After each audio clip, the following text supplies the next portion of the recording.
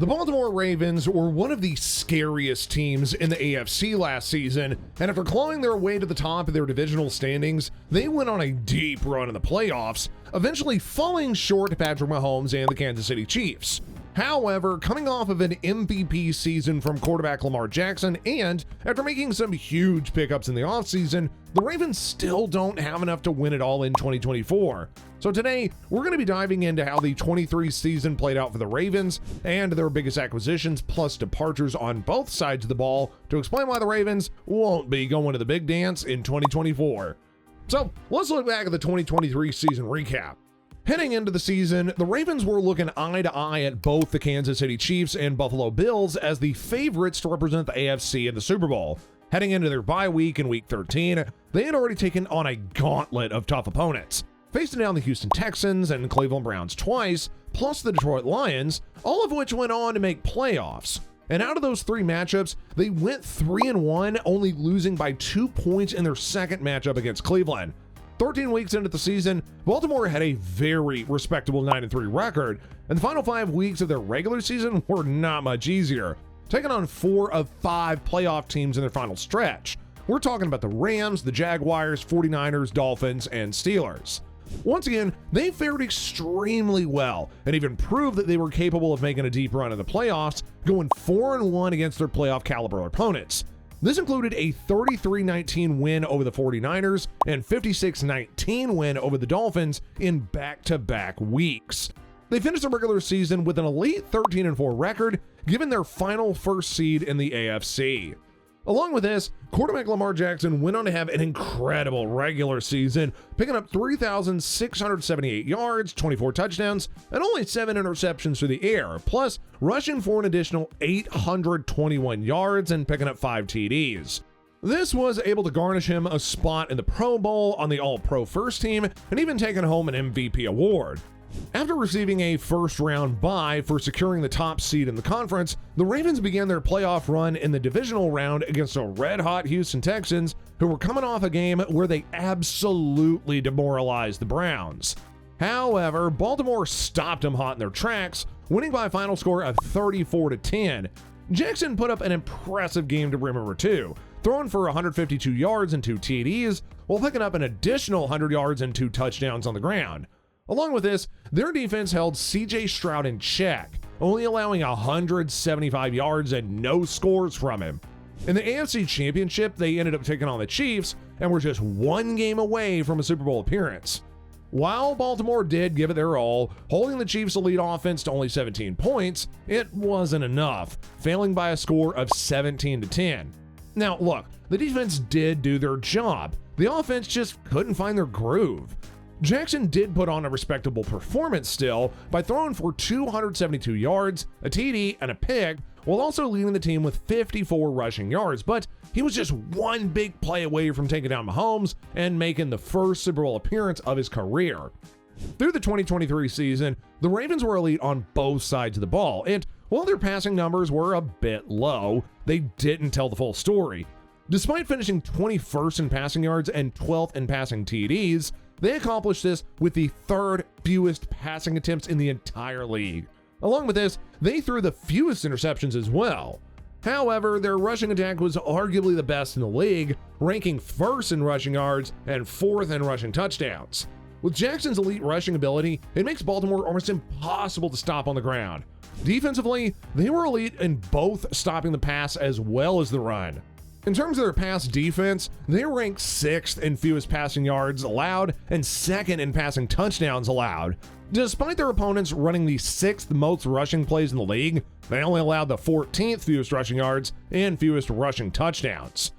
So what about offensive acquisitions in the offseason? Arguably the biggest signing that the Ravens made this offseason had came with the addition of Derrick Henry. Now, I know what you're thinking, and despite his age, Henry is still one of, if not the most talented running backs in the entire league. He almost has single-handedly been keeping the Titans' offense afloat, and the backfield duo of Jackson and Henry in the run game, well, that's going to be keeping opposing defensive coordinators up at night for the entire season. The second key signing that Baltimore made this offseason was the addition of offensive tackle Josh Jones. Jones has 4 years under his belt and will give the team much needed depth on the line. The Ravens were also able to add some more depth to the line with their selection of Roger Rosengarten in the second round, who's an offensive tackle out of Washington. Now to the flip side of the ball with defensive acquisitions. While the Ravens didn't really make any big splashes in the free agency on the defensive side of the ball, they were still able to retain some of their most impactful players from the 2023 season. Most notably, they signed defensive tackle Justin Madubuike out of Texas A&M to a 4-year, $98 million deal. And last season, he not only led the Ravens, but all interior defensive linemen with 13 sacks. Along with this, they retained veteran linebacker Kyle Van Noor at linebacker and Arthur Mollett, who is their top slot cornerback. In the draft, they added to their secondary, selecting cornerback Nate Wiggins from Clemson in the first round, and later in the third round, they added another piece to their now lacking linebacker room in Adisa Isaac out of Penn State. Of course, we can't forget about their key departures. Despite Baltimore adding some very talented pieces over the offseason, it's hard to say that they gained more than they actually lost. On the offensive side of the ball, they lost 3 key starters to their offensive line in Josh Simpson, Kevin Zeitler, and Morgan Moses. With the Ravens set to be one of the most run-heavy offenses in the entire league, especially with the addition of Derrick Henry, this could be a recipe for disaster if their new linemen aren't able to mesh well together as a unit quickly. On defense, Baltimore took massive hits, losing safety Geno Stone and 2 of their top linebackers in Patrick Queen and Tyrus Bowser. To make things even worse, and kind of frankly a lot more bleak for the Ravens defense next season, they also lost their defensive coordinator Mike McDonald, who took over as the head coach of the Seattle Seahawks.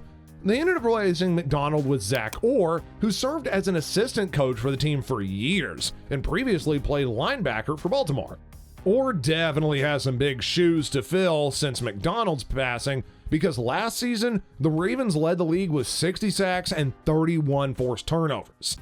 Now, the big question on the docket still remains: why won't the Ravens be going to the Super Bowl this year? Even with the exciting signing of Derrick Henry in the free agency and the potential that the duo of him and Lamar Jackson pose in the run game, the Baltimore Ravens still aren't going to the Super Bowl.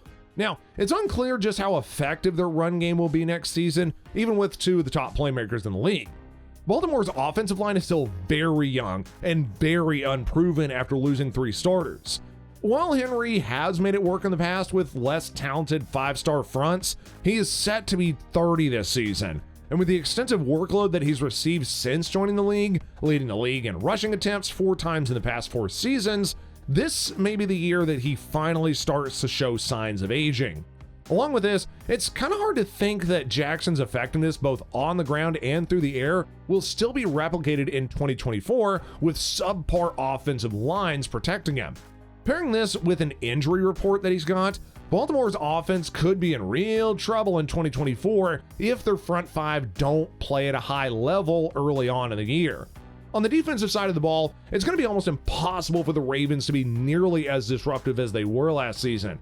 Despite bringing back key players like Justin Madubuike, who is one of the best interior pass rushers that the league has to offer, when taking into account the amount of talent that they lost, especially in their linebacker room, there is a strong chance that the Ravens will not sniff the 60 tackles and 31 turnovers that they recorded in 2023.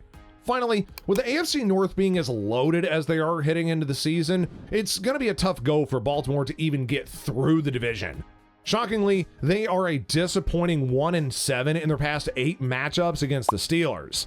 And even if they are to, once again, come out of the regular season as kings in the North, by the time that the playoffs come around, oh my gosh, they're going to be far from playing at 100%. And since 2020, Baltimore has had a rough 2-6 record in the postseason. So, while they may be able to make a deep run this season, it is clear that they're not going to be winning the Super Bowl in 2024.